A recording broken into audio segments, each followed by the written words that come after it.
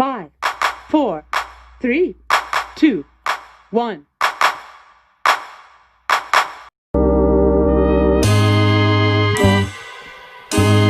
Okay, Assalamualaikum warahmatullahi wabarakatuh dan selamat sejahtera. Okay, hari ini cikgu akan tunjuk satu video kepada awak sebelum kita memulakan pembelajaran kita. Okay, selepas habis video yang cikgu tunjukkan, barulah cikgu akan rumuskan apa yang kita akan belajar hari ini. Okay.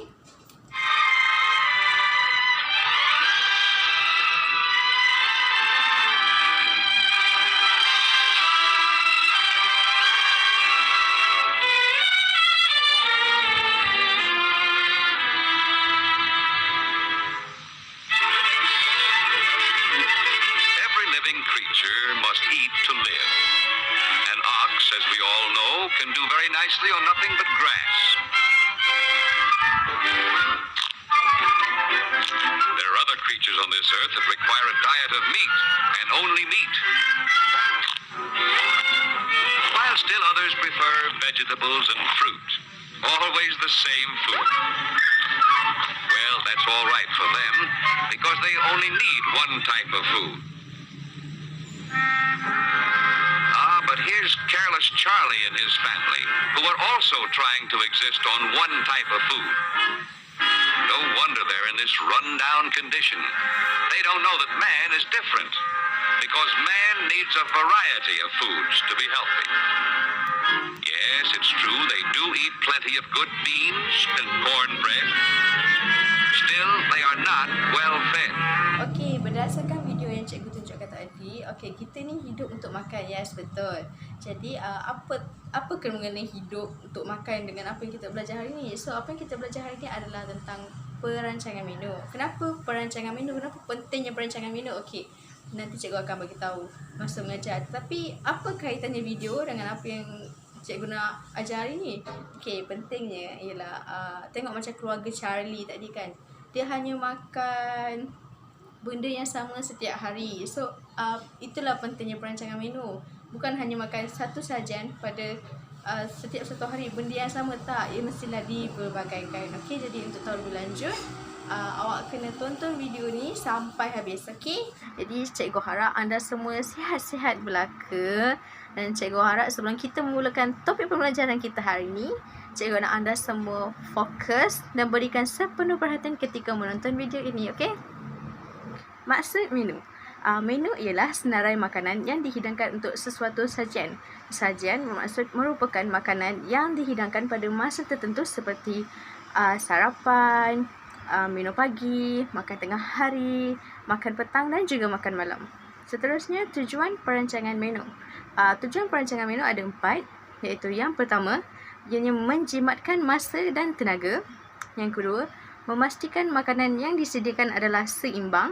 Ketiga, memastikan perbelanjaan untuk menu yang dirancang tidak melebihi anggaran perbelanjaan. Yang keempat, memastikan sajian yang dirancang adalah menyelerakan, menarik dan pelbagai dari segi warna, rasa, tekstur dan kaedah masak. Ialah takkanlah kita nak masak satu jenis kaedah je kan. Takkanlah hari-hari kita nak makan makanan yang direbus je. So, mestilah kita gunakan pelbagai kaedah. Contohnya, okay, hari ni kita nak buat goreng dengan rebus. Okay, so esok kita buat goreng dengan grill. Macam tu. And then, dari segi warna, takkanlah kita nak makan makanan yang satu jenis mana je. Kita suka makan sayur, so takkan sayur hijau je kan. So, pelbagaikan. Ada tomato, ada salad. So, pelbagaikan lagi dengan untuk yang nampak lagi menarik. So, faktor yang mempengaruhi perancangan menu ada 6. Iaitu yang pertama, tujuan sajian, keperluan, kegemaran, keseimbangan sajian, sumber dan bilangan tetamu. Kita akan terus ke faktor yang pertama, iaitu tujuan sajian. Okey, tujuan sajian ni dia terbahagi kepada 2, iaitu majlis formal dan majlis tidak formal. Bagi majlis formal, biasanya terdapat makanan istimewa. Dia mempunyai kepelbagaian pilihan dan ianya memerlukan masa yang agak lama dan kemahiran untuk menyediakan makanan jenis ini. Contohnya untuk majlis perkahwinan, masakan seperti nasi minyak, rendang daging, ayam masak merah, dalca akan disajikan pada majlis tersebut. Ni makanan-makanan yang biasa kita akan lihat ketika pergi ke majlis perkahwinan. Okay, contoh lain adalah seperti ketika menyambut Hari Raya Aidilfitri, so mesti kita akan nampak ketupat, ada dodol, nasi impit, rendang ayam. Benda itu adalah makanan-makanan yang biasa disajikan ketika majlis formal. Okey, seterusnya bagi majlis tidak formal, saja untuk majlis tidak formal seperti sarapan, makan tengah hari, makan malam ataupun berkelah bersama-sama ahli keluarga. Ianya lebih mudah dan cepat disediakan dan mestilah mengenyangkan, membekalkan tenaga untuk aktiviti fizikal. Ianya juga mudah dibawa. Bagi jenis sajian ini adalah sajian yang kita biasa, yang kita dah selalu sangat masak kat rumah. Faktor seterusnya, keperluan. Okey, perancangan menu mengikut keperluan adalah penting kerana setiap individu berbeza-beza dari keadaan fizikal dan tahap kesihatan. Contohnya, warga emas dan kanak-kanak memerlukan makanan yang mudah dihadam dan dicernakan. Contoh kedua, bagi individu yang mengalami masalah kesihatan, hidangan kurang berminyak atau lebih lembut diperlukan untuk memudahkan pencernaan. Okey, contohnya remaja lelaki sangat aktif, jadi mereka lebih memerlukan karbohidrat. Atau yang ketiga ialah kegemaran. Setiap ahli keluarga pastinya mempunyai makanan kegemaran masing-masing. Dan selain itu, pilihan yang dibuat hendaklah menitikberatkan aspek keseimbangan diet, rasa, bau, tekstur, warna, rupa, persembahan makanan, suasana sekeliling dan tempat makan. Okey, contohnya macam mesti ada sesetengah antara kita yang suka makanan Korea. Jadi mungkin masa kita teringin benda tu, kita akan pergi ke tempat yang menyediakan makanan tersebut. Okey, ada juga yang minat makanan Jepun seperti sushi. Macam saya sendiri, saya lebih sukakan makanan yang seperti cikgu sendiri, cikgu lebih sukakan makanan kampung. Jadi setiap minggu cikgu dan keluarga cikgu akan menyediakan masakan kampung sebab satu keluarga sangat menyukai masakan kampung. Yang keempat ialah keseimbangan sajian. Faktor keseimbangan sajian perlu dititikberatkan bagi menghasilkan variasi dan keseimbangan. Variasi bahan makanan membekalkan nutrien, perisa dan bau makanan tersendiri. Tekstur yang dipelbagaikan secara kreatif dengan kaedah masak yang dapat membantu dalam membangkitkan selera pada makanan yang dihasilkan. Warna juga memberikan kesan pada makanan untuk menjadikannya lebih menarik dan menyelerakan. Bagi mempelbagaikan rasa dan kelihatan lebih menyelerakan, maka hidangan manis dan savory boleh dihidangkan. Contohnya macam kuih pau ni, nampak? Dia sangat lembut, sangat putih, jadi ia nampak sangat menarik bagi cikgu. Dan ianya sangat lembut dan juga gebuk. Nampak dekat dalam ada isi, jadi ianya sangat menarik. Bagi warna pula, contohnya macam yang cikgu cakap masa awal tadi, salad. Kalau kita ni jenis yang suka makan salad, takkanlah kita nak makan salad je kan yang berwarna hijaunya, hanya satu warna je. Kita boleh variasikan dengan tambah blueberry ataupun pisang, boleh tambah juga baby tomato atau cherry tomato. Benda tu dia akan tambah warna dan nampak lagi meriah, dia nampak lagi sedap, lagi menarik nak makan, kan? Betul tak? Okay, faktor yang kelima ialah sumber. Perkara utama dalam perancangan setiap menu hendaklah berdasarkan peruntukan kewangan. Kemudahan fizikal juga perlu diambil kira seperti penggunaan alat berjimat masa seperti pengisap. Nampak? Ini adalah merupakan satu barang penting di dalam rumah. Okey. Selain itu juga kita menggunakan ketuhar gelombang mikro, periuk nasi, pembakar roti dan lain-lain. Okey.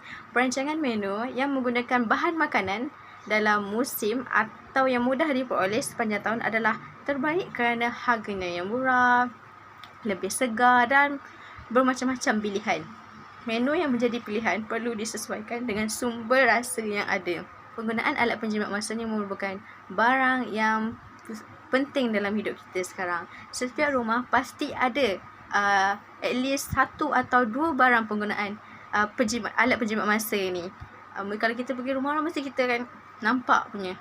Sebab alat penjimat masa ni ianya memudahkan kerja kita dan juga ianya menjimatkan masa kita. Contohnya macam nak masak nasi, kita dah tak masak dah atas dapur, kita menggunakan periuk nasi. Okey. Faktor yang terakhir ialah bilangan tetamu. Bilangan tetamu mempengaruhi kuantiti makanan yang dihasilkan. Semakin ramai bilangan tetamu, semakin banyak kuantiti makanan yang perlu disediakan, dan begitulah sebaliknya. Okey, jika kita ada 10 orang tetamu, maka kita mestilah menyediakan makanan untuk 10 orang tetamu. Janganlah kita ada 10 orang tetamu tapi kita menyediakan makanan untuk 5 orang tetamu sahaja. Okey, elakkan. Okey, seterusnya menu harian seimbang keluarga. Okey, sajian harian ialah hidangan makanan dalam sehari. Sajian yang dihidangkan mestilah seimbang dan sebaik-baiknya dapat memenuhi cita rasa semua. Okey, sajian harian ini terbahagi kepada 4 jenis, iaitu sajian utama, sajian sampingan, brunch dan high tea. Okey, sajian utama ni seperti sarapan, makan tengah hari, makan malam. Sajian sampingan pula macam minum pagi, minum petang dan minum malam. Brunch ni merupakan hidangan sepinggan lengkap dan makanan ringan yang dihidangkan antara sarapan dengan makanan tengah hari. Contohnya, jika kita tidak sempat mengambil sarapan, jadi kita mengambil brunch sementara menunggu makan tengah hari. Okey, high tea. High tea menyediakan menu beraneka pilihan dan dihidangkan antara pukul 3 petang hingga 6 petang. Jadi kalau kita dah tak boleh tahan nak makan malam, jadi kita boleh ambil high tea dulu. Okey, cikgu juga ada sediakan contoh menu untuk sajian utama seperti sarapan, makan tengah hari dan makan malam, serta sajian bagi kumpulan tertentu. Okey, kumpulan tertentu ni ada 4, iaitu kanak-kanak, ibu mengandung, ibu menyusukan anak dan juga pesakit. Okey, seterusnya ini adalah contoh menu yang sesuai untuk sarapan, makan tengah hari dan makan malam. Okey, ini adalah contoh sahaja. Okey, kalau nak ikut pun okey. Ianya lebih seimbang. Okey, sarapan. Untuk sarapan, bagi sarapan, menu yang pertama, kuih tiaw goreng, minuman susu bercoklat dan sepotong betik.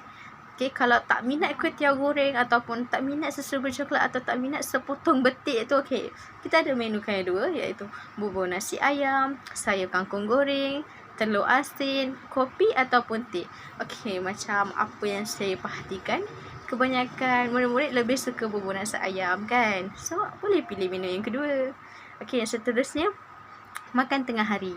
Okey, makan tengah hari, menu yang pertama nasi putih, sup ayam, kobis goreng, betik dan air limau nipis. Okey, manakala menu yang kedua, nasi kerabu, belimbing dan sirap limau. Okey, kenapa nasi kerabu?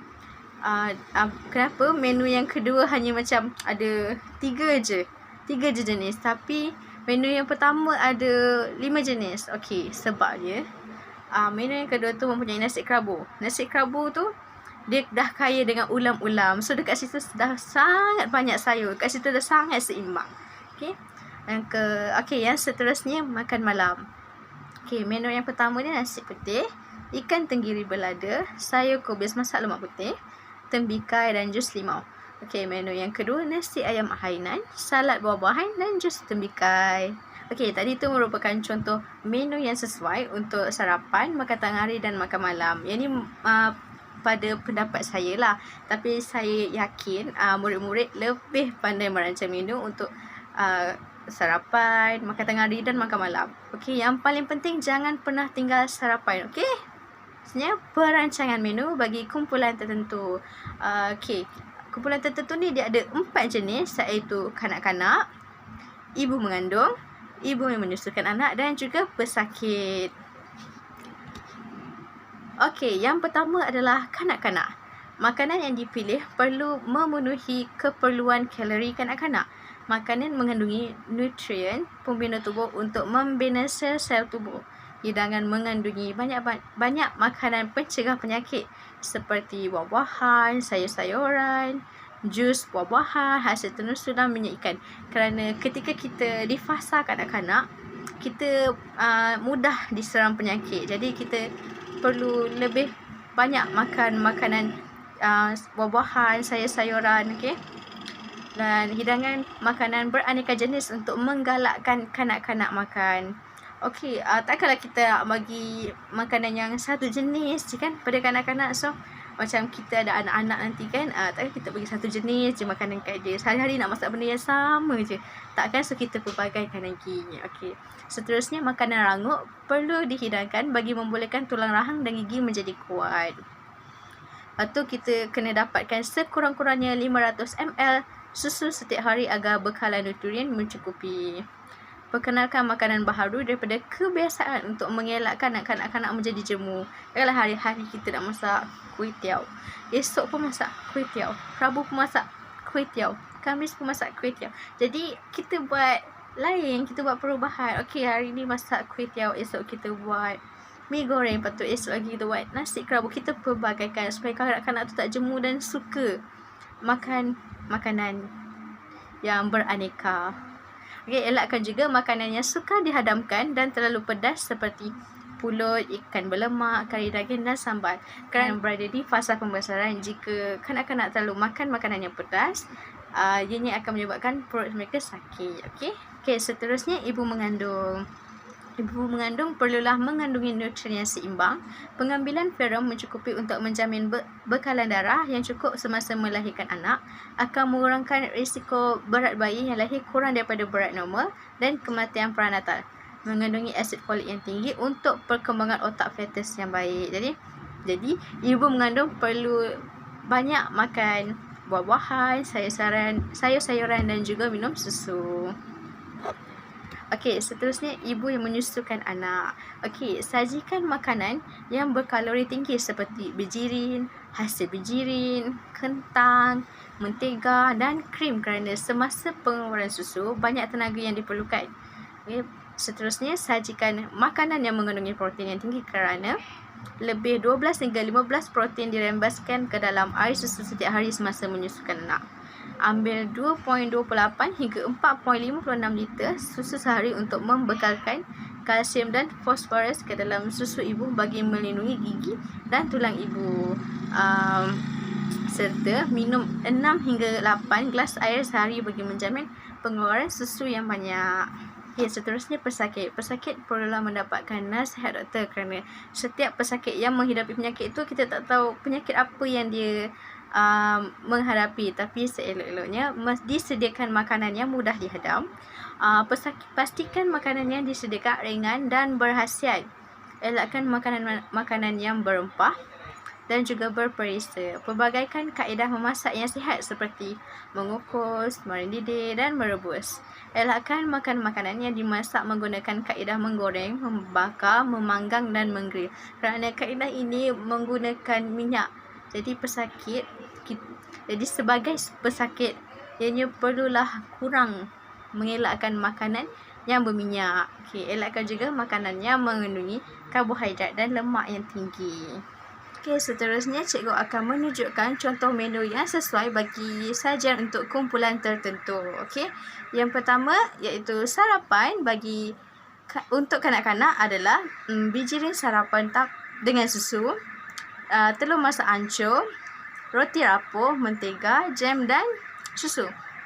Menu yang kedua untuk ibu yang menyusukan anak, mi siam, skon titis, mentega, madu, buah-buahan segar dan susu atau jus mangga. Okey, menu yang ketiga untuk ibu yang mengandung, bubur nasi, telur masak hancur, puding roti, buah-buahan, jus apple atau susu panas. Menu yang keempat untuk pesakit, telur masak hancur, roti, mentega, kaya, jus tembikai dan susu bercoklat. Okey, seterusnya makan tengah hari bagi kumpulan tertentu. Yang pertama untuk kanak-kanak iaitu nasi putih, ikan masak dengan masam manis, cendawan dan lobak merah, aiskrim dan jus jambu batu. Okey, bagi ibu menyusukan anak, nasi putih, kari daging dan kentang, sayur kubis goreng, sambal ikan bilis, buah-buahan segar, agak-agak pelangi dan susu atau jus mangga. Yang ketiga adalah nasi kerabu, betik, jus lobak merah bersusu. Ini untuk ibu yang mengandung. Okey, yang keempat untuk pesakit, nasi putih, sup ayam dan sayuran, betik dan jus buah-buahan. ini adalah contoh menu makan malam yang sesuai untuk kumpulan tertentu. Okey, kita mulakan dengan kanak-kanak. Okey, yang kanak-kanak, menu dia adalah nasi lembut, ayam goreng, ikan kukus, sayur campur dan air sirap. Untuk ibu yang menyusukan anak, nasi putih, sambal ikan, masak lemak kubis, agak-agak cendol, buah-buahan segar dan jus tembikai susu. Okey, bagi ibu yang mengandung, nasi ayam, sup, betik, jus tembikai. Dan bagi pesakit, bubur nasi, sup daging dan sayuran, pisang dan jus buah-buahan. Okey, semua jenis ini menitikkan memerlukan jumlah nutrien untuk tumbesaran dan perbaikan sel-sel kerana kumpulan ini sangat berisiko untuk mendapat penyakit atau diseram penyakit. Okey, kerana hanyalah contoh menu yang cikgu sediakan. Cikgu rasa anak murid cikgu semuanya sangat arif dalam menyediakan menu-menu seimbang untuk diri sendiri dan juga keluarga. Okey? Okey, selesai sudah apa yang telah kita belajar hari ini. Saya harap dengan apa yang kita belajar hari ini, semua murid-murid dapat manfaatkan dan ingat sehingga ke masa hadapan. Okey, cikgu doakan juga semoga awak semua sihat-sihat belaka. Dan pastikan kalau nak keluar rumah, pastikan anda memakai face mask dan juga hand sanitizer. Dan juga kalau boleh duduk je lah kat rumah tu, just stay at home. Okey? Yang penting kita sama-sama memutuskan rangkaian COVID-19. Okey, kita teguh, kita menang. Bye. Sekian, terima kasih.